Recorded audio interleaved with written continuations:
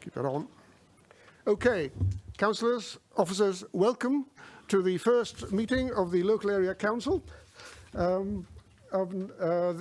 this session. And I welcome all councillors, including those that have been re-elected and those who are newly elected. And I will introduce myself as Gordon Castle, the chair of the local area council. But this has got nothing but planning on it today. It's a planning meeting, and as you probably know, we have alternate planning and full local area councils, although the whole process of local area councils is under review to see if we can refresh them and make them a little better than they were. That's the plan. Now, we've also got Colin Hardy as the Vice Chair of Planning. And Colin, this is his first meeting and his first planning meeting, and he'll be getting plenty of advice from me where it's appropriate and certainly from the officers. Okay, thank you. And I'm going to move on now to the first item on the agenda, which is the membership. To note the membership of this committee, which is in front of you, and agreed by Council on the 26th of May. I'm the Chair, Councillor Bridget's the Vice Chair. Is Councillor Bridget here? No, we've received apologies, Chair. He sent his apologies, thank you. We'll get to that. Thank you. So we've got the quorum in front of us and the terms of reference. I'm sure you've noted the terms of reference, which are quite relevant. And I have actually mentioned myself that in July we will need a meeting of the panel, the grants panel. And I have, no one's taken an issue with this. I've asked that all new members be members of the grants panel, but that Councillor Bridget continues to chair it for continuity purposes. And that's how we intend to go with it. So that will be meeting in July, and you will hear from doubtless Stephen and Ian Headley in due course. So I think we go straight on to item 2, which is membership and terms of reference, the Local Area Council Rights of Way Subcommittee. Now this committee meets every 2 months, and it includes 6 members and proportionately. Now, having had a look at this, here's how I'm proposing to go. And but I will explain if anyone has a question about it. Myself, Councillor Hardy, Councillor Mather, Councillor Renner-Thompson, Councillor Seymour, and Councillor Swinbank. Any one not mentioned there would wish to be a member. Anyone mentioned there would wish not to be a member of that committee. Now's your time to tell me, because once it's recorded here, you are or you aren't. And we also need a chair. I need a proposal for chair. Chairman, I would like to propose yourself as chair of Rights of Way. Thank you. Is that agreed? That's agreed. Thank you. And we need a vice chair. The vice chair, someone that's experienced, that's been on it. Can I propose Councillor Seymour? Agreed. Is that agreed? Thank you. We can proceed from that then. Thank you very much. That's good.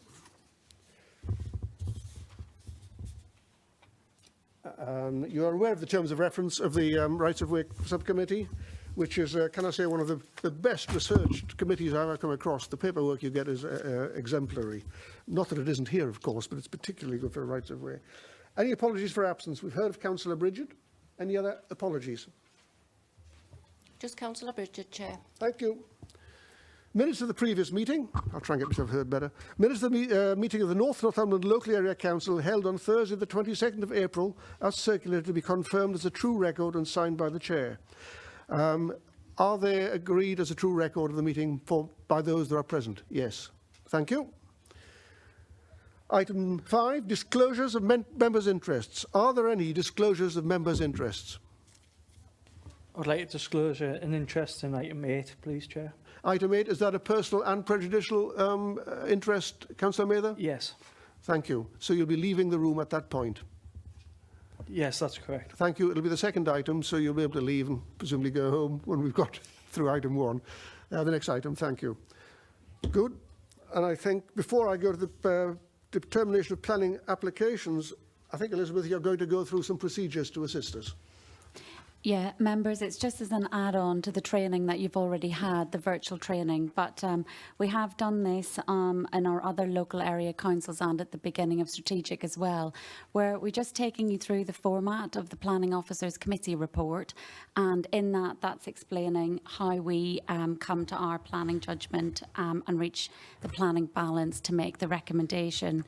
So you have two applications with you today. The first one's quite unusual and one that we don't see an awful lot at Planning Committee, but it is a proper made planning application, and that's to vary a 106 agreement for a development that's already got consent.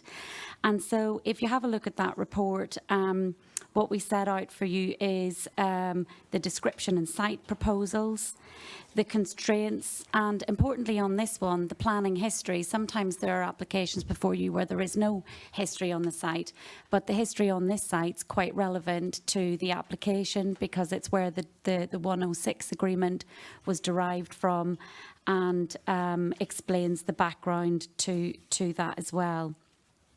We also set out a section in the report to inform you of how we've consulted on the application, the consultee responses that we've had from our statutory consultees, and also the public responses that we've had from the application. And we try to reduce those responses into the salient planning points in those tables that are before you, and also give you a summary of any of the responses that we've got in from members of the public. So as I say, a 106A application is one that you'll not see often, and we assess it slightly differently to our more normal planning applications, full, the types of our full planning applications or our variation planning applications. And on this one, we've set out how you assess a 106A application. In paragraph 7.4, the officer there's advising you on what we look for and what the tests are for varying a 106 application, which is different to the normal applications. So we can advise you further on that as we go through that application assessment today. I think it's just worth turning quickly to page 27, which is the second application that's before you, primarily because it's one of your more usual standard reports that we'll have. And this application's for a full new planning application. And again, we have set out the description of the site, the proposal, the constraints are there, the planning history. All the relevant planning policies are also listed, which are many at the moment because we are also including our emerging plan policies. So although we're not giving those full weight at the moment, they are relevant and set out a direction of travel.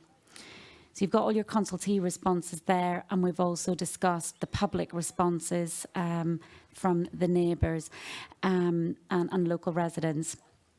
We then move into the appraisal of the application, and that's on page 33. And in that paragraph 7.4, what the officer's taking you through there is all the key material planning issues that they have looked at to assess the planning application.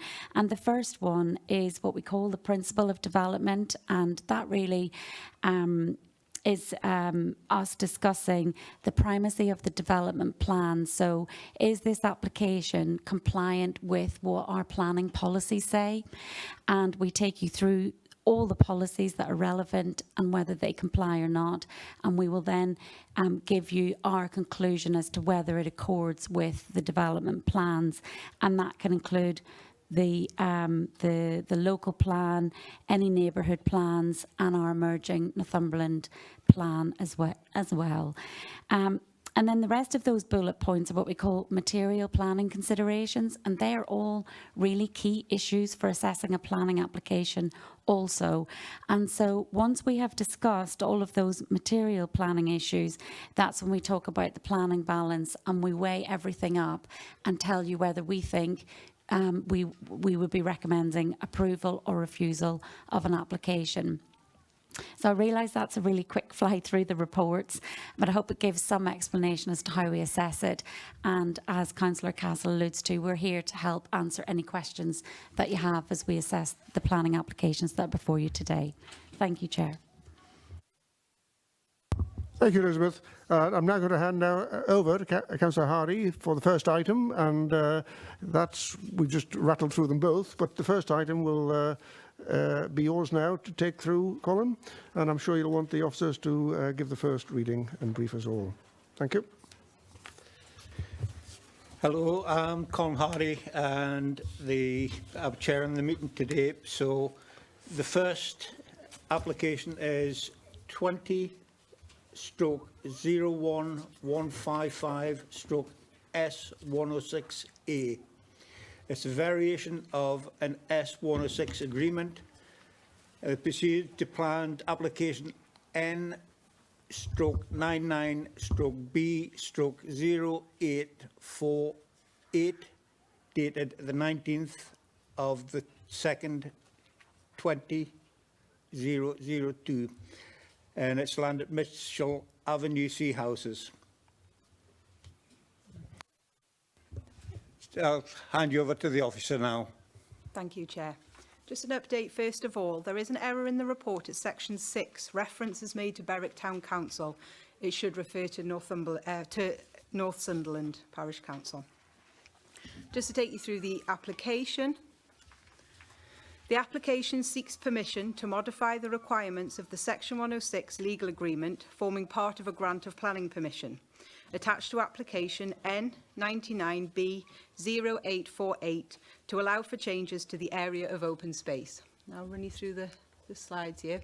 You can see Hatchton... Can I just check, is that 2002? It's not a misprint? 1999. Okay. Just running through the location plan, the area hatched in red there, that's the application site. And you can see the Kingsfield estate just beyond. Aerial photograph here. So you can see the arrow to the left, that's pointing to the existing play area. It's not proposed to change that.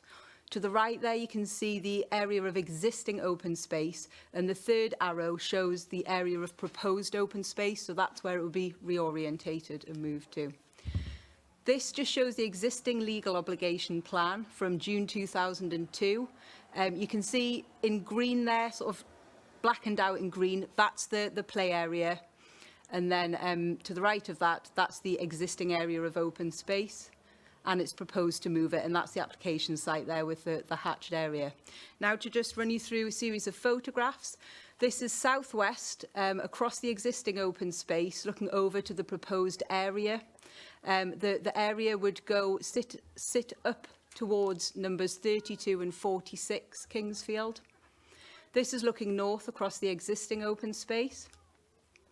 This is the existing access path. To the left there, that's the existing play area, which won't change. Beyond that is the open space, and that's looking towards the proposed open space. Again, that's just showing you the existing play area.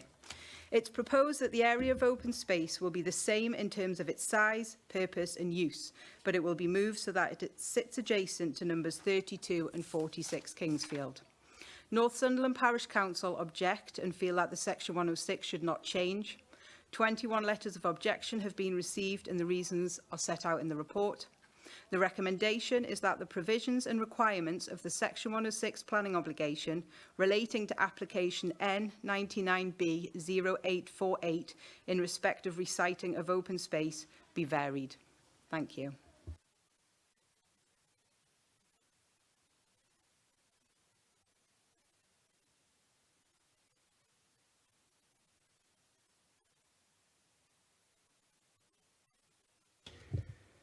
We are now open to questions to the planning officer. Okay. I'm intrigued as why it's taking so long. Well, I don't understand how something that's happened in 99 or 2002 is just happening now. Can that be explained to me, please? I understand why you're asking that question. Yeah, the application was submitted in 99. It was then approved. The open space is in place, is being used. The play space, sorry, I should clarify, the open space hasn't been maintained. I'm afraid I can't give a reason for that. There has been a bit of ambiguity over ownership of the area leading up to it, the access, and that is why it's now proposed to move it. It is also proposed to provide an extra £5,000 to help maintain it. My understanding is that the council would then take ownership and would maintain the area of open space. It will also be fenced off. That's in addition to the existing Section 106 that isn't at the moment.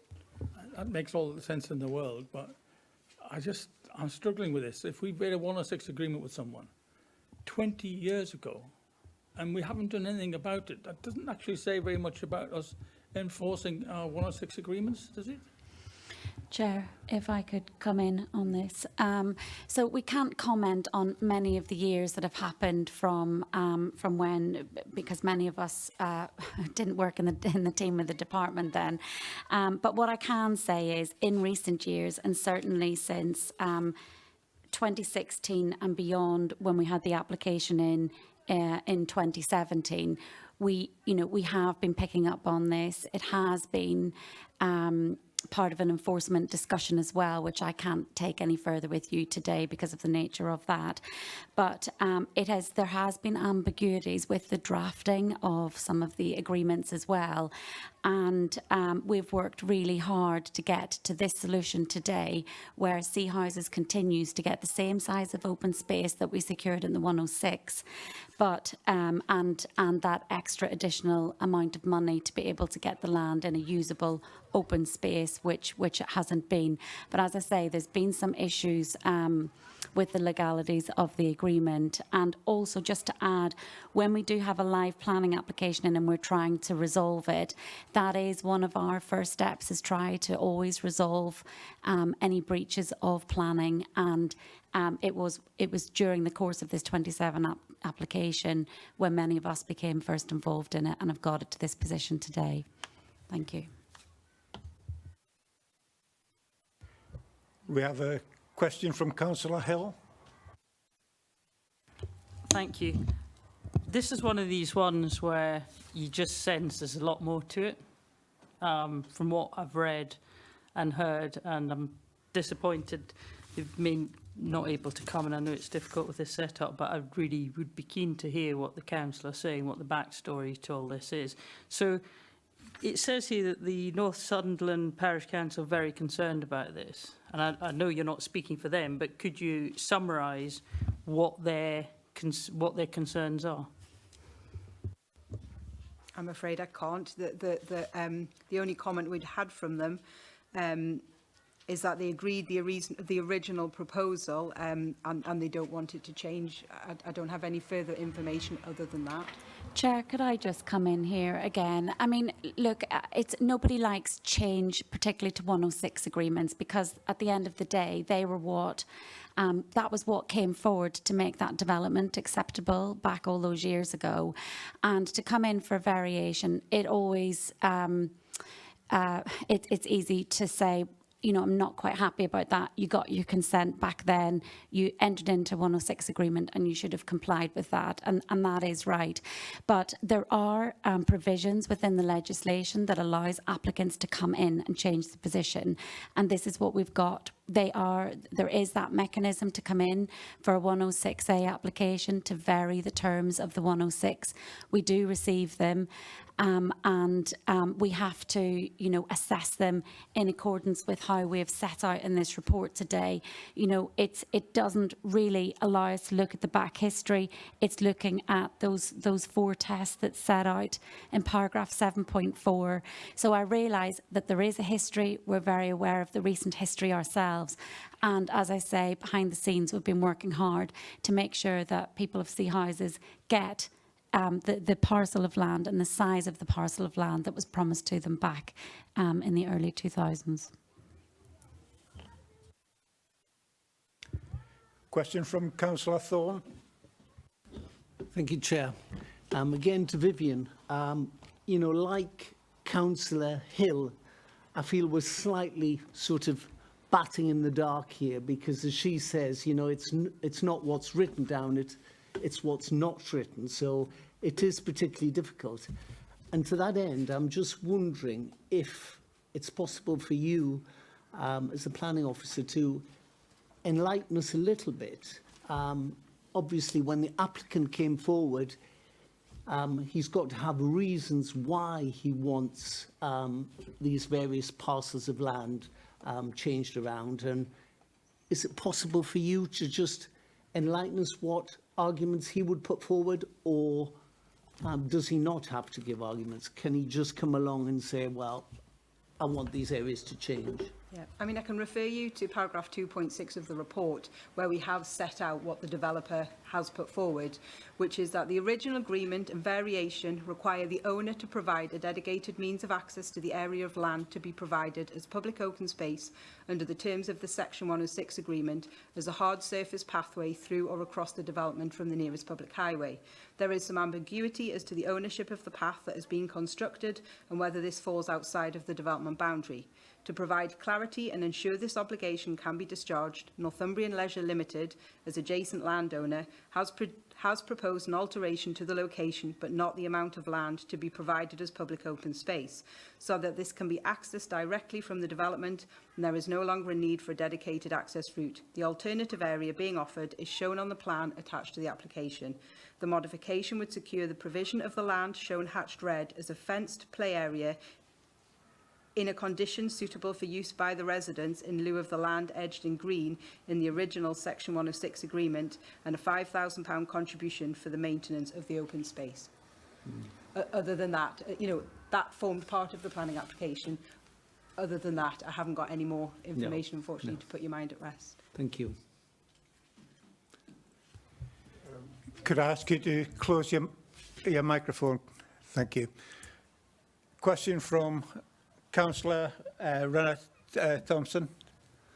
I've got two questions, Chairman. One is that how were the people who'd commented on that application made aware that it was coming to committee? Because one of them rang me earlier and didn't know it was coming to committee and said he would have liked to come to speak to committee. So I'll have to go back and tell him how that process works. And I'm not entirely 100% sure. And the second question, the applicant has said there's some ambiguity over the ownership of the path. From the pictures that I saw that we posted, the path goes straight into the estate where it's pointed out on the map. So can you explain more about this ambiguity of the path? I'll start with how we've notified local residents. Anybody who wrote in has received a letter notifying them about the committee. And those letters did go out because we always do a double check. With respect to the other issue, my understanding is that it really comes down to a sort of a line on a map, and over, you know, when the line has been drawn in the legal agreement, there's a bit of, that's where the ambiguity comes from. Whose land is it going on to? And we have a question from Councillor Hunter. Thank you, Chair. Question to the officer. When the original application was in, there wasn't a neighbourhood plan. And I know you've referred to that in 7.1. So it definitely doesn't, the policies within the Northumberland Coast neighbourhood plan doesn't have an impact on any changes to this. So this doesn't have any changes to the neighbourhood plan. That's correct. I mean, the main change is the coastal strip, and we have consulted with Ecology, and they've not raised any comments.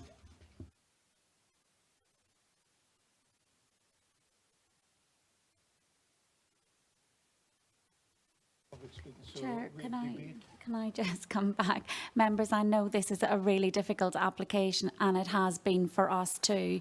I can't go into the legal discussions that we have had with the applicant throughout this process, but you know, the starting point for this was that the footpath and where the footpath was sitting outside of the legal agreement land, this ownership dispute could have resulted in the whole open space not being delivered at all. We've worked really hard, we've stayed persistent on it, and we have worked up a way with the applicant to get the open space land delivered there in the same quantity as what was when the original application came in. And we are of the view that it does meet the tests of a 106A application and those tests that are set out. So I want you to think really carefully about that as you make your decision today. You've also got to think about, you know, if this had have come in with the land orientated in this way originally back at the time when the first application was made, again, we would probably have said that that was acceptable, and we would have been recommending that you accept the land as it lies, as is proposed. I realise it's different, time has passed, it hasn't been implemented, but this is where we are today, and you've got to look at it set against how you assess a variation of a 106A application. Question from Councillor Thorne. No, it wasn't.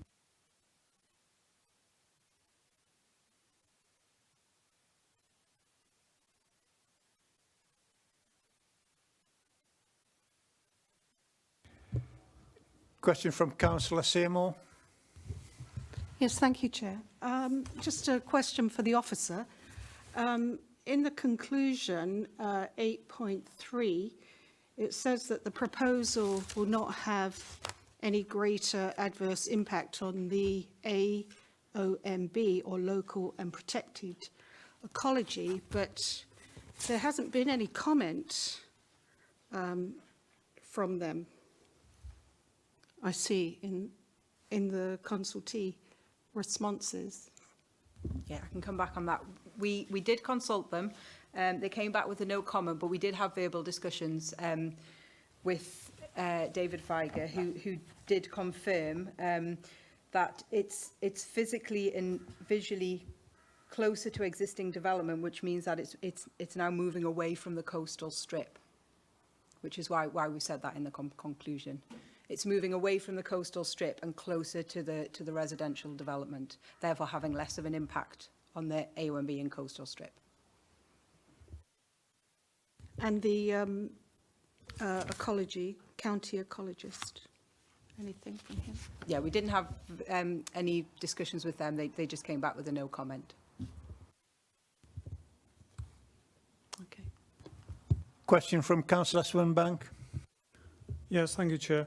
It was just with regard to, it's probably not material really, but with regard to the ongoing ownership and maintenance of the land. Obviously, for the local community, the issue is going to be whether the land is A, accessible, and B, usable for sport or recreation or whatever it is. Just could you give us a bit more information about that? I mean, as it stands at the moment, when I went out on site, I would probably say it's not usable at the minute because it's not been mowed. You couldn't kick a ball about on there. It will be tied into the amended section 106. The trigger might be 6 months, probably be 6 months that they would need to. There's going to be a fenced area around it, and it will be maintained so that that can happen. So that will be an improvement to the existing situation.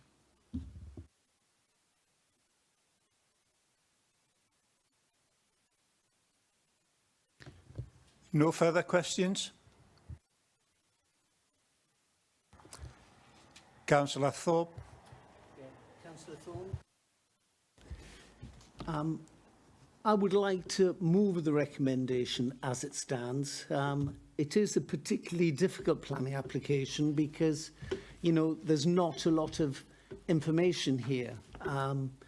But obviously, Tony Lowes, the planning officer, has rigorously assessed this. But, from a sort of planning point of view, I still feel, we're in the dark a little bit. But, when you look at the four things that we look at when we're challenging or re-looking at a Section 106, what's the obligation? What purpose does it fill? Is it a useful purpose? And if so, does the obligation serve the purpose equally well in its new position? Well, it probably does. The relocation of the play area slightly closer to the residences is probably a good thing, in that, you know, the play area will be overlooked and people can keep a watchful eye on the children playing there. So yes, Chair, it is a difficult one, but obviously the planning officer has done its stuff. We're not doing away with the play area, we're just relocating it to another spot adjacent to the play area proper. Yes, you know, I can't see any reason why this shouldn't be approved, but, you know, as a planner, you know, I would have liked to know a little bit more why the parish council were against it. I move approval of this recommendation. Thank you. I'll second Do we have a seconder? I'll second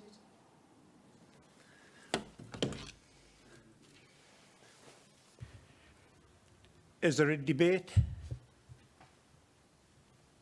I would like to hear the comments of the local member, if I can, Chair.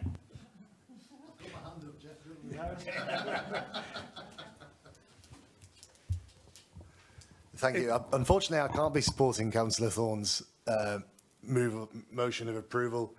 This whole issue, which has been touched on by the planning officers, and it's not their fault because they're in the planning side of the council, when really this has been an issue for the legal side of the council, and long before the current crop of legal officers exist as well. So this is not a disparaging of anyone who works at the council at the moment, but this is a 20-year legal issue that has just dragged on and on and on. The residents of Kingsfield, who, you know, I'm elected to represent, alongside the parish council of Northumberland, are rightly furious about this. They say, why should we accept a developer putting in a 106 agreement, then ignoring it for 20 years, and then trying to change it when it suits them? And I can completely understand where their anger on that comes from. I also am not entirely sure that moving it horizontally to the estate is better for the residential amenity, because presumably you'd have people using that open space, and they are now closer to the houses. I do think we should refuse this application, which would then, in my mind, give our legal team a heavier boot, because they can say it's gone to the local members of the council and they've decided that no, the original 106 has to stand. That would be my view on the application. Chair, could I just come in on that point, the latter point made by the local member, Councillor Renner Thompson?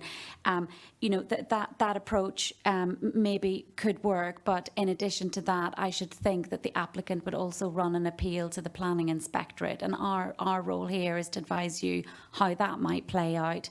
And our view is that it would very likely be the case, given that it's the same area of land and there's an additional sum of money, and we say that it meets the tests of a 106A application. We would think that it would be likely that the Planning Inspectorate would agree to permit the application. Thank you. I mean, if that's the case, then fine, but then at least it's been tested through the court, which is probably where it's supposed to go. Councillor Hill? Thank you.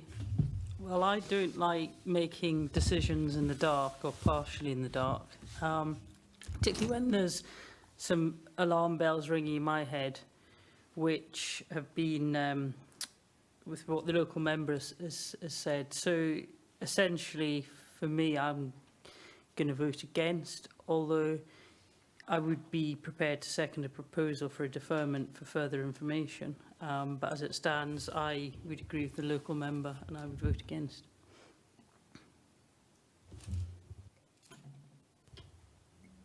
Councillor Thorne, could I ask you to close your microphone? Sorry, Councillor Castle. Yeah, I agree this isn't as straightforward or as easy as one would expect. My regret is that the parish council is not here to articulate its particular concerns. And whilst I respect the views of the local member, naturally, I would have expected, had there been a really strong case to be made against this proposal, that the parish council would be here to make it, and it hasn't done. Now, before I go any further, am I permitted to ask a question of the officers? Is a deferment reasonable to invite them to do that and explain to us why? Or do I go with my present inclination, which is to say, on balance, we should get this settled once and for all, and say yes?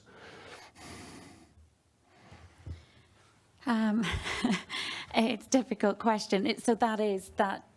Councillor Castle, that is an option, that we could defer it for us to come back with some further information that we would share with you members confidentially. I'm not sure it would take us any further forward, which is why we've got this application with this proposal before you today. It hasn't been straightforward, and it never is when a significant period of time has passed. And so on that basis, our recommendation to you is not to propose a deferral and make the decision today. Sorry, Chair, that's an important point. What information is there that you could share with us that you haven't shared with us at this meeting? The only additional information might be the exchange with our lawyers that we have had about how we take this forward. So that's something, yes, we can share with you that legal opinion, but that legal opinion has guided us to where we've got to today. I think that would be valuable to see that opinion, as well as the give an opportunity to the council to make a representation. So I know there's been something proposed and seconded, but if that was to fail and anyone to vote against, then I think a deferral might be a sensible option on that basis.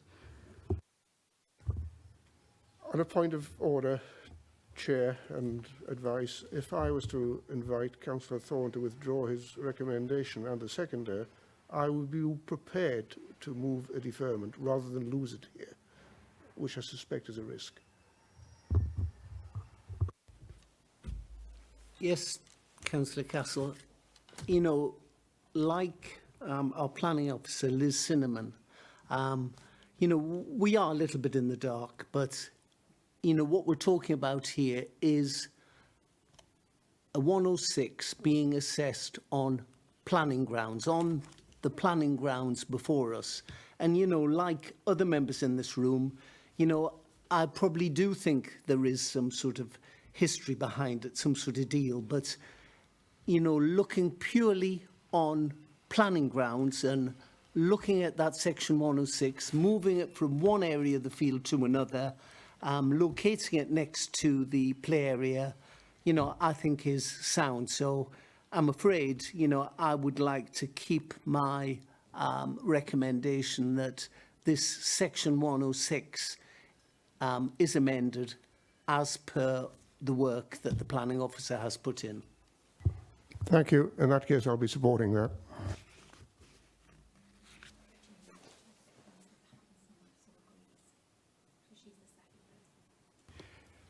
Do you also agree with that, Councillor Patton?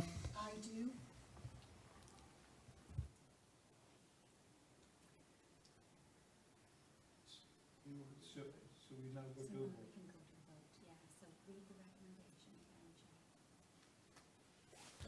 So the recommendation is that this application be granted permission, and we will go to a vote. Those in favour?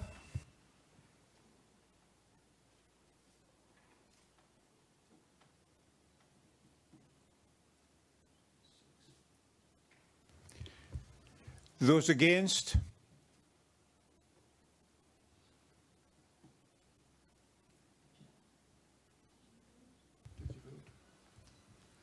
I didn't. Sorry. You do have. I won't on this occasion. I'll abstain, yes. So is there any other abstentions? Thank you.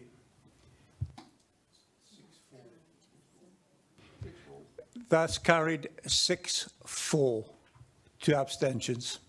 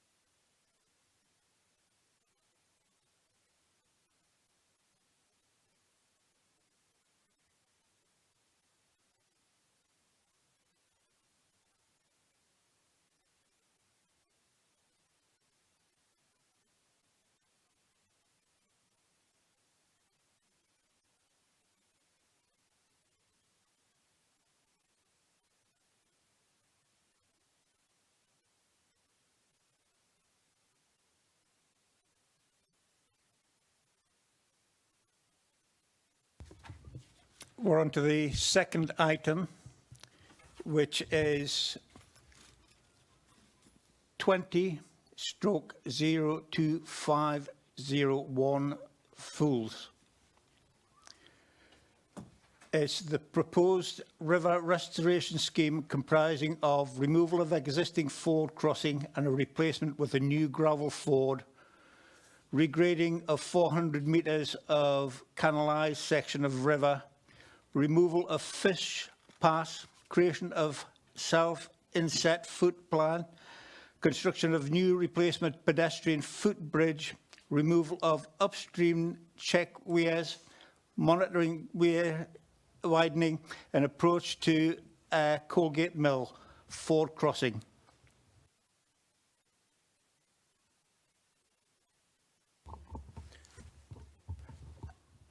And I'll hand you over to the officer. Thanks very much, Chair. So, as you see, this is a proposed river restoration scheme. I won't go through the full title again for you. I'll present that to you through the slides that are about to come forward. Can I just check that everyone can hear me at the back? Yeah. This site is at land northwest of Hofhead Crossing Cottage, which is near Wooler. Here we've got an application site.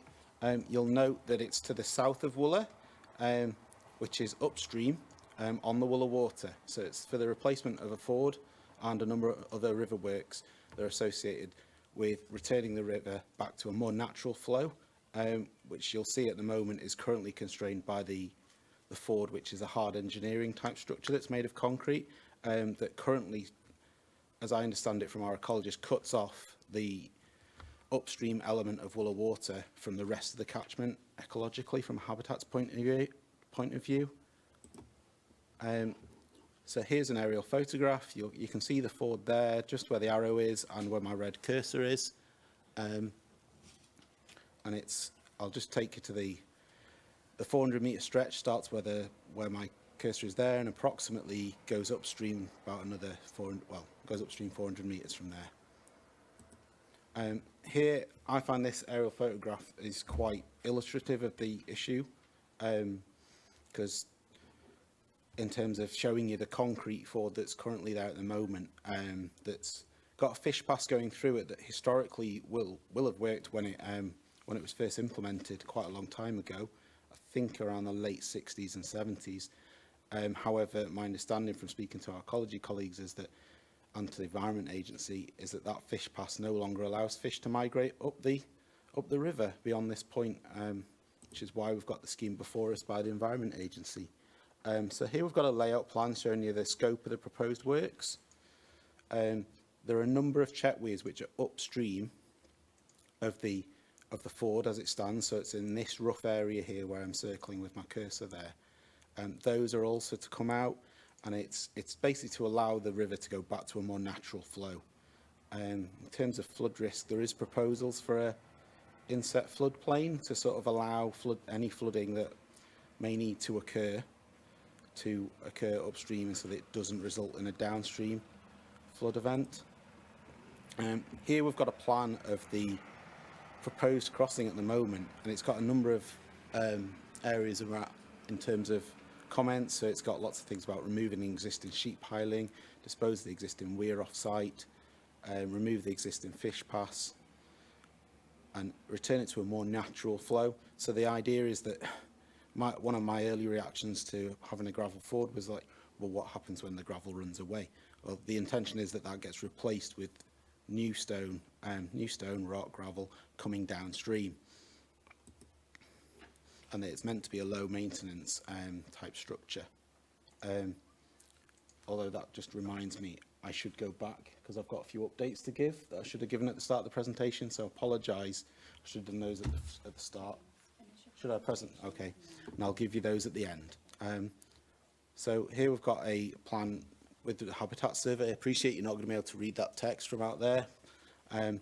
However, it's got a few notes about the fish passage, what's being done, why it needs to be done, the priority habitat, the riverbank, and the improved grassland that's part of the project, improvements to habitats. There's a lot of detail on that slide. However, it is on the council's website with the other plans and details. And this is another similar ecological mitigation type plan that shows you what's going on there. There are a few heritage assets in the area. However, as you'll read in my report, I've assessed them in there. I feel that there is a temporary impact on those. However, in the long term, the idea of returning the river to its more natural course will actually conserve and enhance the historic environment and the setting that it would be in. And here's another historic landscape categorisation that shows you sort of how long the existing landscape has been in the form that it is. So you've got a lot of stuff around here. So this area that I've got here, for example, mid-18th to 19th century, 17th to 18th century down here. So as you can see, from the 17th century onwards, there's been a reasonable amount of change in this area. This river channel migration plan I felt was quite interesting and appropriate to show to you. It shows the current 2019 course of the river, which, as you'll know, is not a traditional sort of meandering river.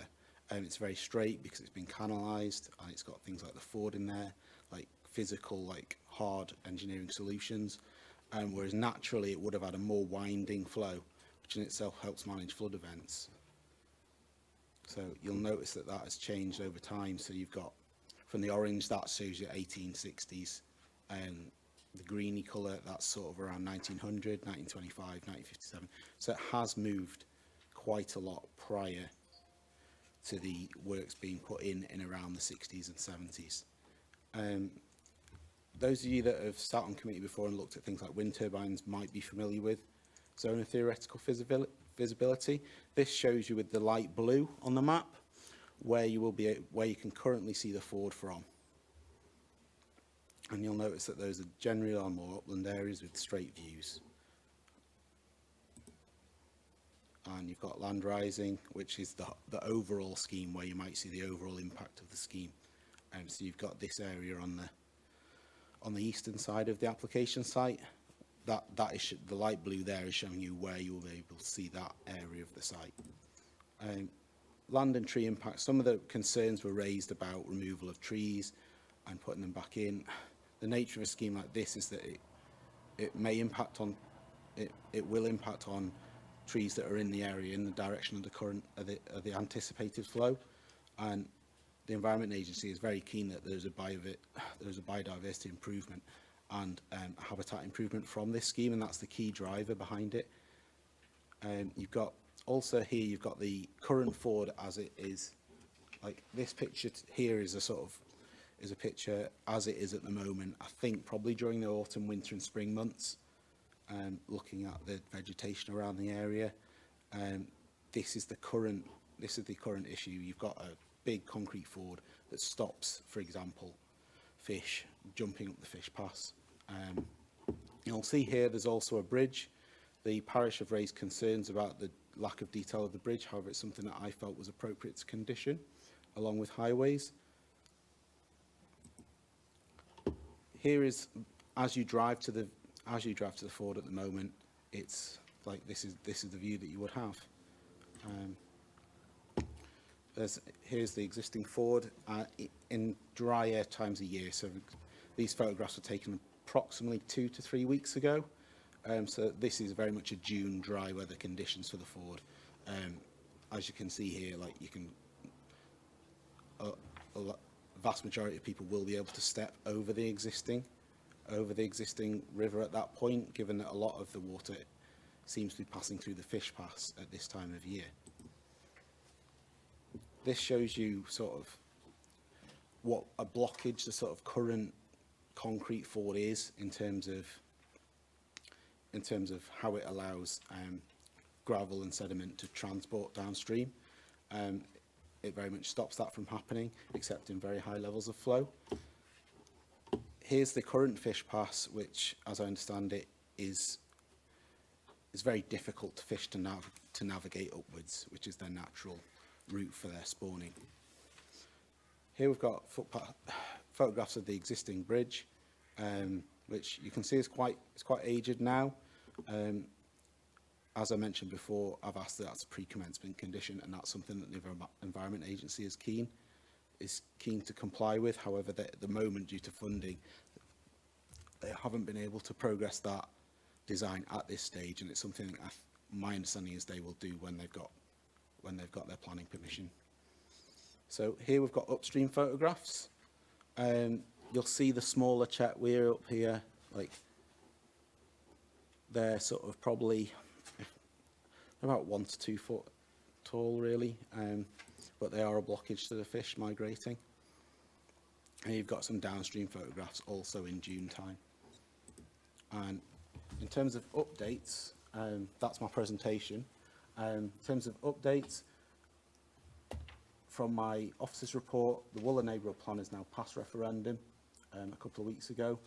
And also we've had a late representation received from Wooler Parish, which I'm about to read out for you now.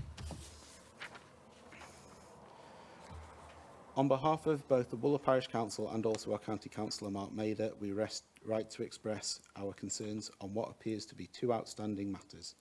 Whilst we acknowledge that the majority of issues identified have been addressed, the question of future maintenance is still unclear. It would appear that the Environment Agency is not to maintain this ford in future, and therefore we have grave concerns as to what problems this may cause further down the river with potentially raised river levels. Also, no monitoring of private wells is to be undertaken, despite this being highlighted as a potential issue. As a considerable portion of land properties operate on private wells in and around the area of this crossing, it would seem irresponsible not to monitor the effect of this work on the water supply available to these properties. Many thanks for listening to our concerns. Kindest regards, Councillor Caroline Cumming, Parish Chair, Wooler Parish Council. In terms of my recommendation with this report, it is that it will be approval with conditions. One of those conditions does relate to the monitoring of private water supplies for a period of time after the application has been implemented. But there are a raft of other conditions on there too. Thank you very much.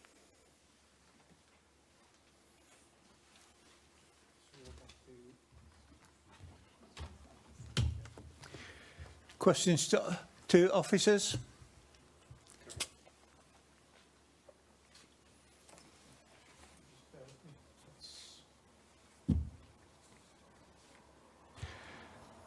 Councillor Watson. Thank you, Chair. I read this through. It's a very comprehensive report, and the videos were very helpful to put it in place. Thank you for that. I'm pleased that a lot of the issues that the Parish Council put forward have been addressed. The only one, even the late request that they put in, you've addressed that, I think, in the report.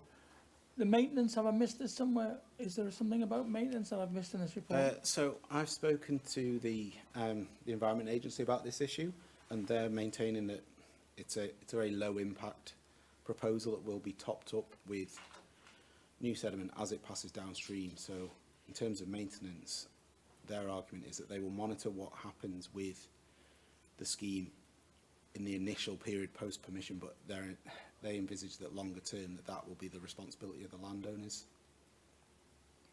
Is that the norm for these things? That's my understanding, yes.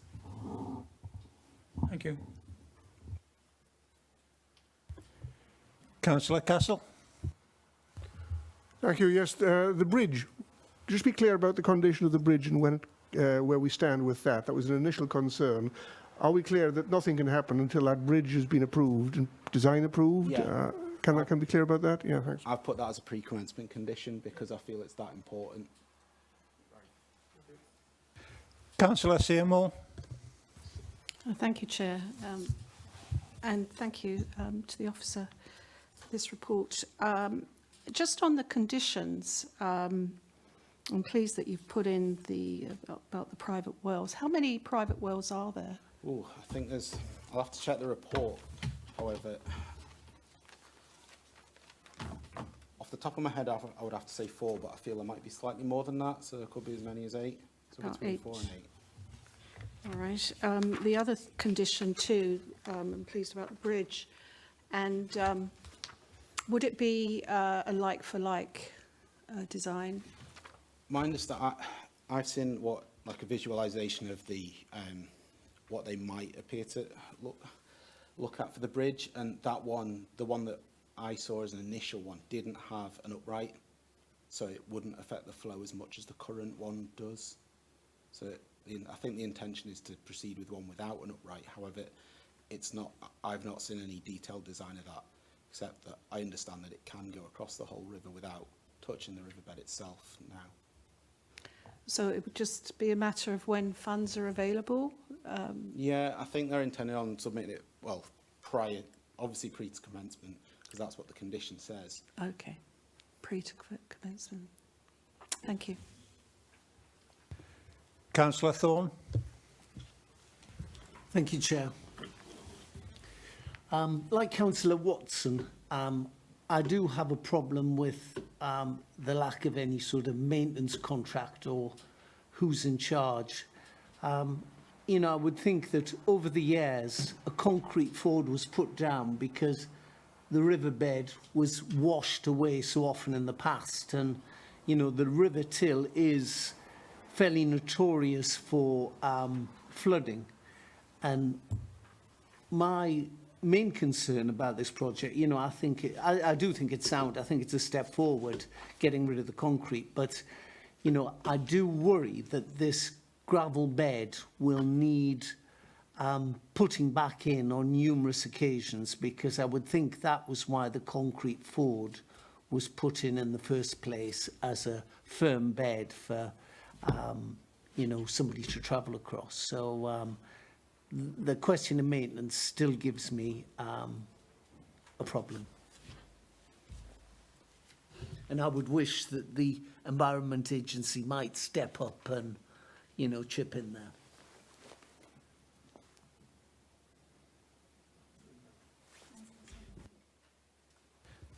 Councillor Swinbank. Thank you, Chair. My question was regard to the inset floodplain. Obviously, from the diagram there, you showed that in the past there has been a meandering of the river. Obviously, that's going to have some impact on the whoever the landowner is to the floodplain. I just wonder if you could give us a bit more detail on that and how that's been kind of agreed, etc. Well, my understanding is that the Environment Agency have been working with the landowners on that, and that landowner has agreed to that inset floodplain being located on their land. And my view is that they wouldn't be able to implement the scheme unless they had that agreement from the landowner. Okay, thank you. It's just that it looks as if in the future that's exactly what will happen to some extent, to a greater or lesser extent, which is, I guess, the design of the scheme. Yeah.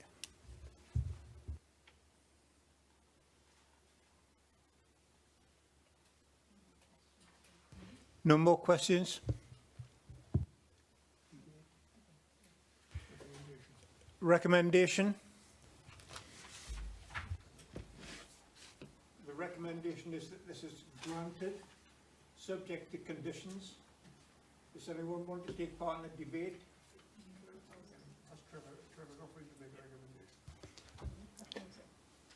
Councillor Thorne. Thank you, Chair. You know, we're in an age, aren't we, where You know, we think that sort of nature is best, and, you know, we're getting rid of concrete weirs. Obviously, the Environment Agency are promoting flooding across farmland and letting the river take its natural course. And, you know, looking at it as a photo, I think this will really improve this part of the River Till and downstream from Wooler. But, you know, I do worry about the natural consequences of removing this blockage, because the river is just going to have its natural course. We'll probably get more flooding. You know, that comes out in the creation of the floodplain. But my main concern, I am moving approval, but my main concern is that the riverbed will wash away, because I think this is probably why the concrete ford was put in the first place, as a hard bed. It was a safe crossing place.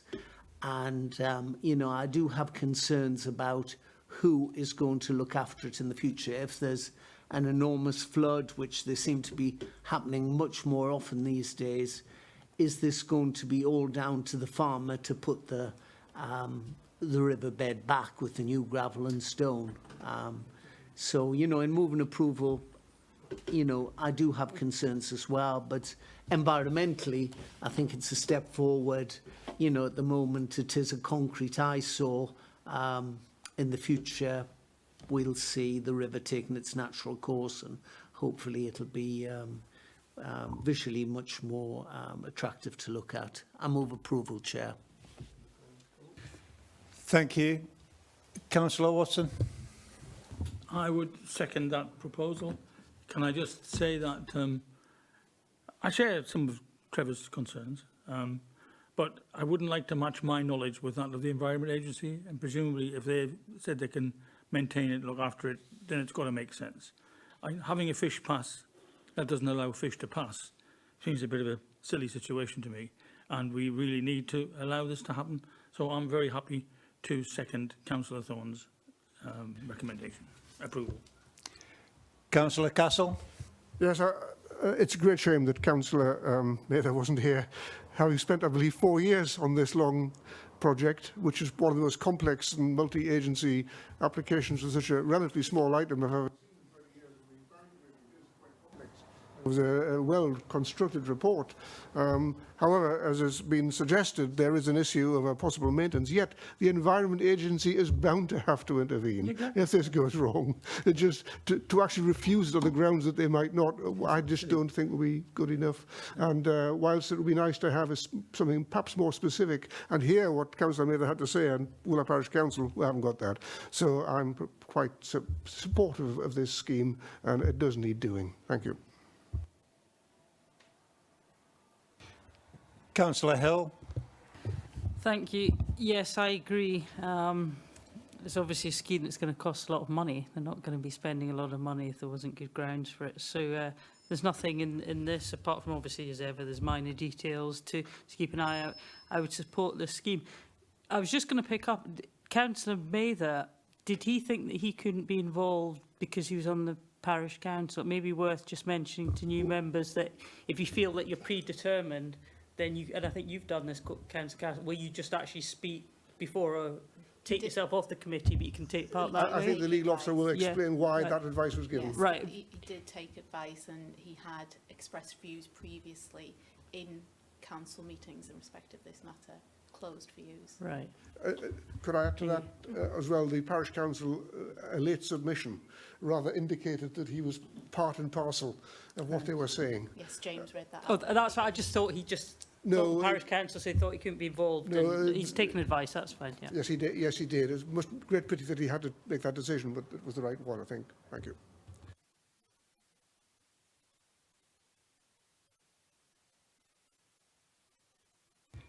Councillor Swinbank.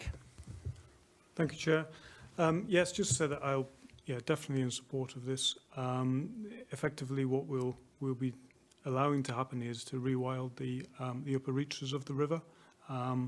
Obviously, that concrete structure is a block to fish getting upstream, and I believe it's the only one on the whole of the Tweed system that is still a block. So, although there could be downstream, there could be one or two small issues with the ford, I guess rocks and things rolling across it. I'm sure that has been taken into account by the Environment Agency and the landowner in question, and they must be all in agreement, because obviously we're not getting anything to the detriment on that. So I think the overall, there are some trees to be lost, but I think overall in the fullness of time, the improvement to the natural environment will be huge.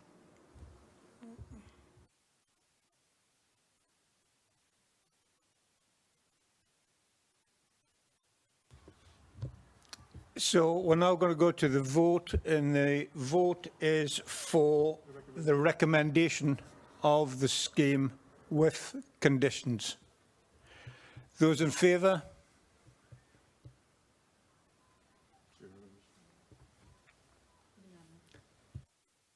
Unanimous. Yes, unanimous.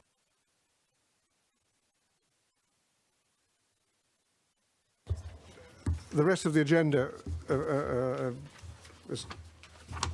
is there, is very rapid to go through, I think. Appeals update. It's a monthly report which we always get. It's attached as Appendix 5. It's information, as is the update on Section 106, attached as Appendix C. I don't think we normally have a discussion about any of these items. Is there any urgent business? None has been notified to me or the Chair, I understand. The answer is no. Please note the date of the next meeting, Thursday, 22nd of July at 3 o'clock, and it is a full local area council. Okay, excellent. Thank you very much. Good question. Any ideas, anybody? Nobody knows. It'll be a physical one. I don't know, Chair, but I would have thought so. We'd have thought so. We'd have thought that the Prime Minister will have enabled a little more relaxation by then. Let's hope. So thank you very much, councillors and officers, for that meeting. Thank you, Colin.